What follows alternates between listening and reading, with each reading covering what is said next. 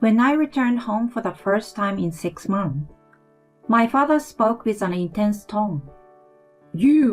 Weren't you alone? My father looks from me to my husband with angry eyes.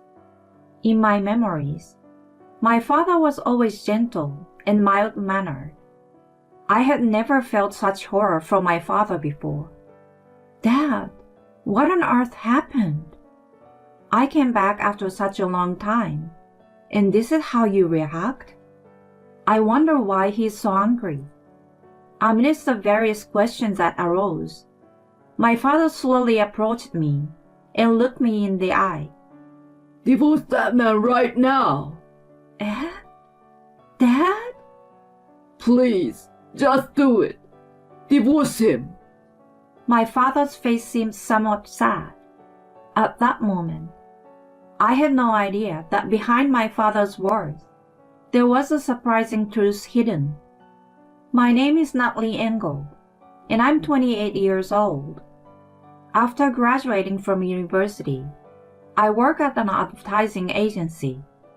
During my student years, I wasn't very interested in romance. I was dedicated to studying and club activities. However, when I became a working adult, a friend invited me to a blind date at the age of 26, where I had a fateful encounter. It was then that I met Ricky, who was the same age as me. He worked for a very ordinary company, and his annual income was quite average. However, I was drawn to his personality, which was exceptionally kind and accepting of every aspect of me. We exchanged contact information, started going out regularly, and after a year of dating, he proposed. I happily accepted the proposal, and we became a married couple. The other day, it had been exactly half a year since we got married. Even after transitioning from boyfriend to husband, Ricky hasn't changed. He still listens to my stories attentively and treats me kindly, just like during our dating days. However, recently, I've been troubled by something concerning my husband.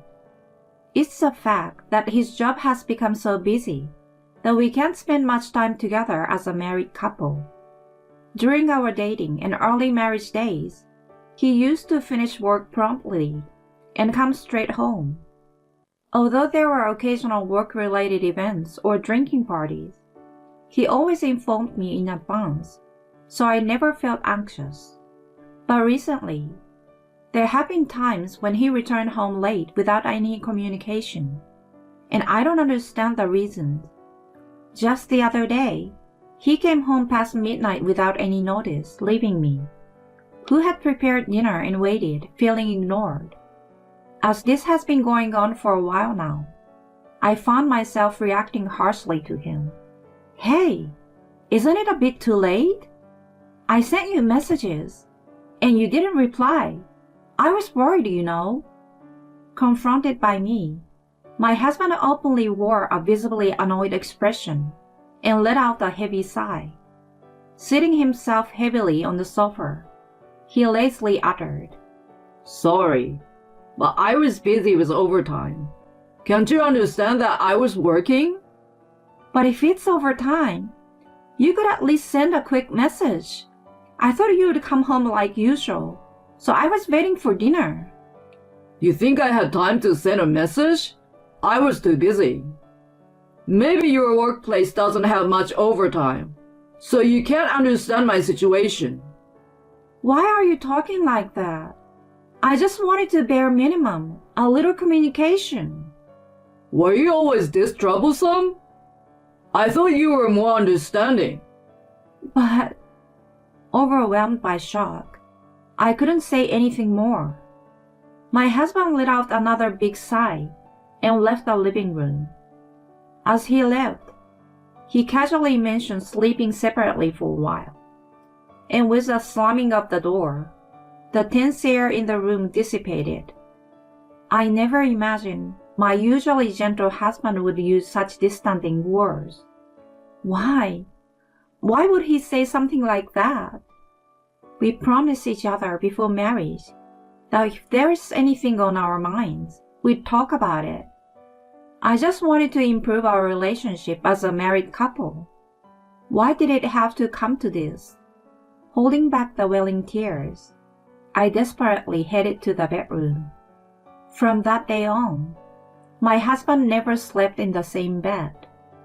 On one particular day, Ricky was absent as he went camping with colleagues on a Saturday. While watching a drama alone at home, my phone rang with the sound of a message. Seeing the words "Mom" on the screen, I felt my heart skip a beat at the long-awaited contact from my mother. "Hello, Mom?" "Natalie, it's been a while. How are you?" "I'm good. It's nice to hear that you're doing well too, Mom." "I'm still going strong. I'm glad to hear things are going smoothly for you, Natalie. Are you alone today? Is Ricky not there?" "Oh yeah, Ricky is, off camping with some colleagues, and he won't be back until tomorrow." "Oh, is that so? Must be lonely for you." When my mother said that, she followed up by saying, "But taking a break is necessary." As though supporting my husband. I was going to discuss my relationship with my husband, but I felt a little uncomfortable. Perhaps, sensing something different, my mother expressed concern and gently inquired about it. "Natalie, is something wrong?" "Huh? Why do you ask?" "I just felt like you weren't yourself. If there is nothing, that's fine. But if something's bothering you, I'm here to listen." "Mom." My mother's kind words almost make me cry. Feeling the limits of carrying the burden alone, I decided to confide in my mother about recent events. Talking to people makes me keenly aware of my own issues. While I spoke, my mother kindly nodded and listened. After finishing telling everything, my mother softly murmured, "So that's how it was."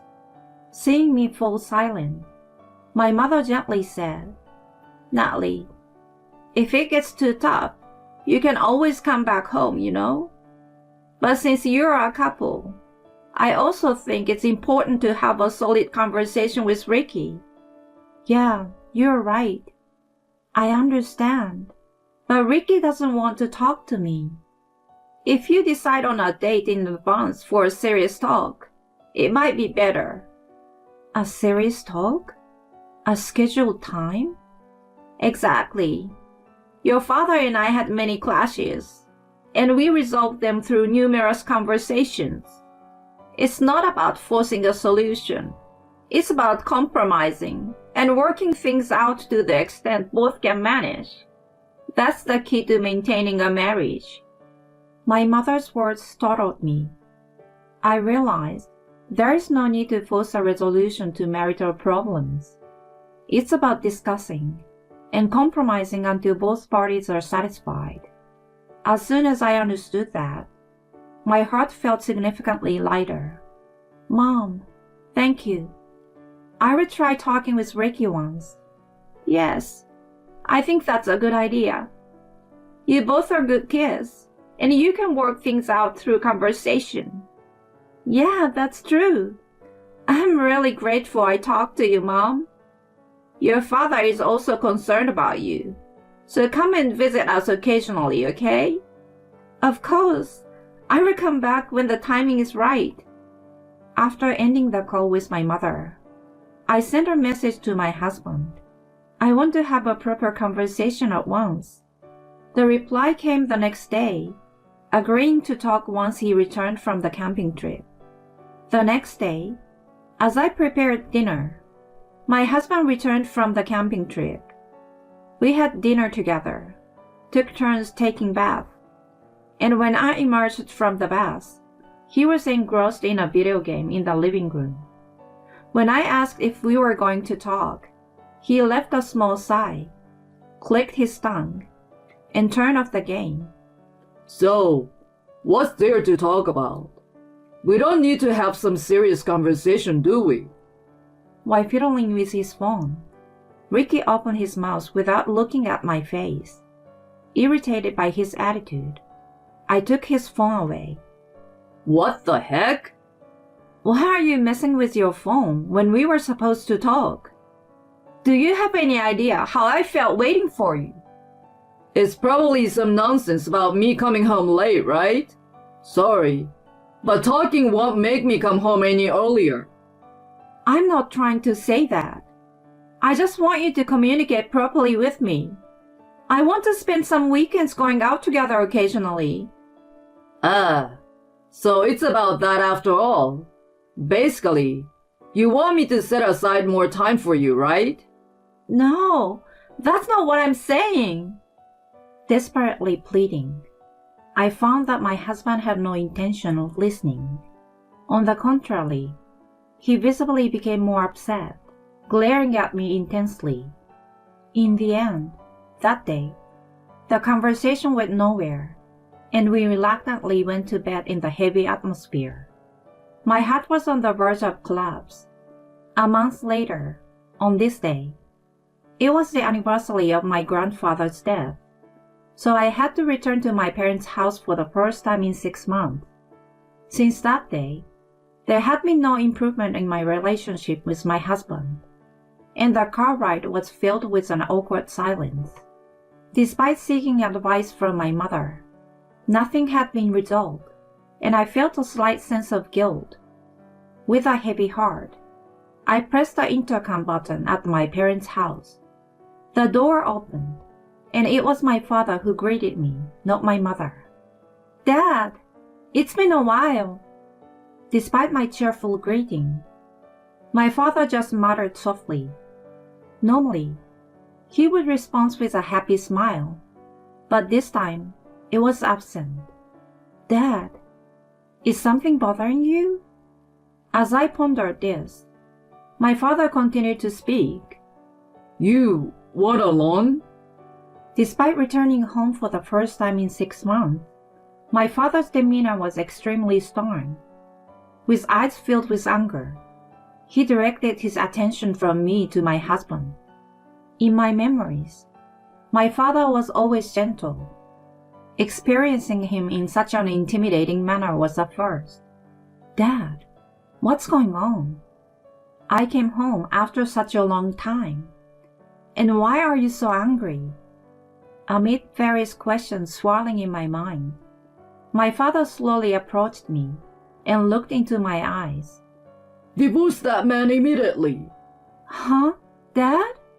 What's going on all of a sudden?" I didn't want to say something like this, but it's no use. Divorce him quickly. "Wait, Dad! You can't just say something like that out of nowhere." Just do it, please. Get a divorce. His face carried a hint of sadness.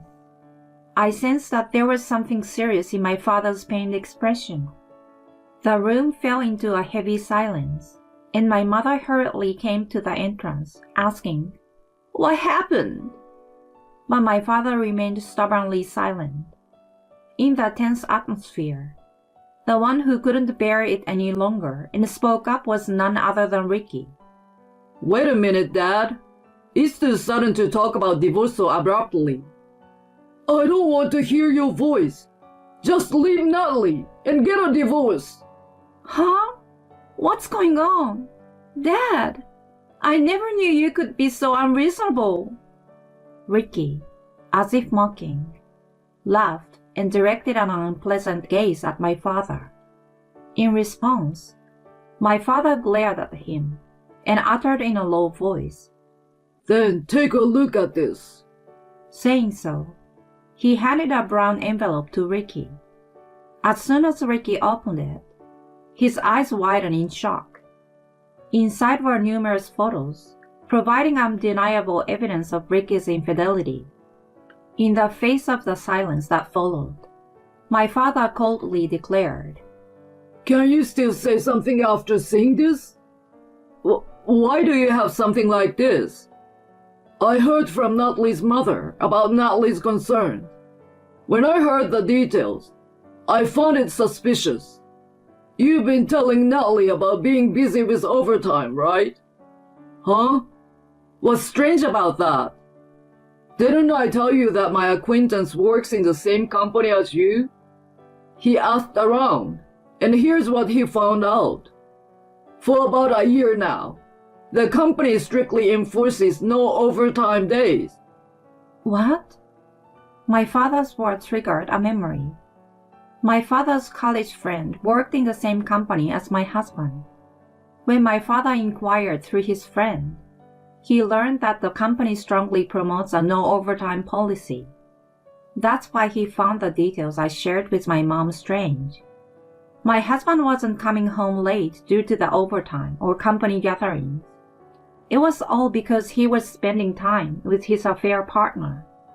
Certainly, the various excuses he made to be away from home on weekends were probably because of that. The moment I realized this, I felt his emotions freezing up all at once. What's the point of discussing things from the beginning? My husband never had any intention of improving our married life. He prioritized his relationship with his affair partner. I was just a convenient woman for him. Recalling his actions and words so far, anger is simmering within me. Looking at my husband, who paled at the evidence presented by my father, I slowly spoke. Ricky, let's get a divorce. Huh? What are you talking about, Natalie? Is this some kind of joke? The one I truly love is only you, Natalie.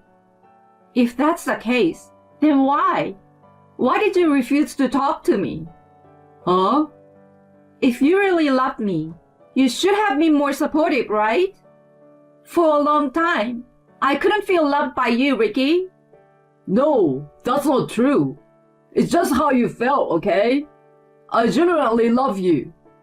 My husband desperately makes up a lie on the spot.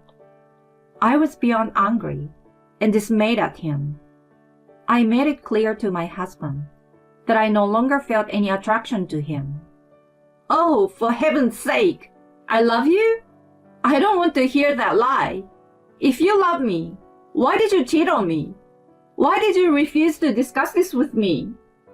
All because you prioritized your own convenience at the time, right? Because the person you are cheating on me with was more important than me, right? No, Natalie. Let's talk for a moment. We can talk. We can make things right. Huh? You have been ignoring me for so long. What do you want to talk about now? For the record, I don't have anything to say to you anymore, and I don't want to understand you. It doesn't matter whether you're serious or not. The fact that you cheated is a problem. This was the first time I became so emotional in front of my husband. He too seemed completely frozen, witnessing my intense tone. With tears welling up in his eyes, he desperately tried to speak. I told him in no uncertain terms, I will never love you again. I don't want anything to do with a scumbag like you. And I don't want to see your face ever again. If you understand, then leave now. Never appear in front of me again. Natalie. There's no room for persistence from a jerk like you. Then, my husband collapsed to his knees, finally breaking into tears. My father grabbed his arm and forcefully ushered him out of the house. Later, I contacted my in-laws, and they came to my parents' house. When I explained everything to them, they were left speechless. My father had prepared the divorce papers in advance, and I signed them on the spot. My husband stubbornly resisted, but thanks to my father's stern scolding, I managed to somehow get him to sign. Ricky was taken away by my in-laws, and I returned home alone. I packed up all his stuff at home and sent it to my in-laws. Rumor has it that Ricky has become completely disheartened and is now not even going to work. Because I claimed compensation, my husband's relationship with his affair partner worsened, and now he lives shut in at his parents' house.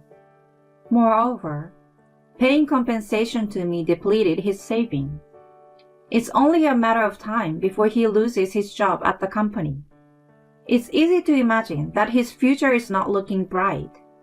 But I don't care anymore. I have decided to make choices that will lead to my own happiness this time. Natalie, how are you? Are you doing well? On the day I moved near my workplace, my father called. I reassured him that I'm doing well. Dad, don't worry. The move went well and I'm fine. Well, that's good to know. Sometimes I think about it.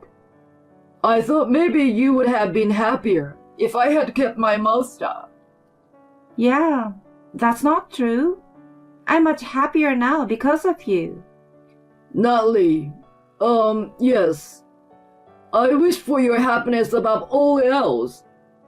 Thanks to my father, I'm where I am now. The reality is that I'm much happier now than when I was in my married life. From now on, I want to prioritize my own happiness for the sake of my parents who care about me.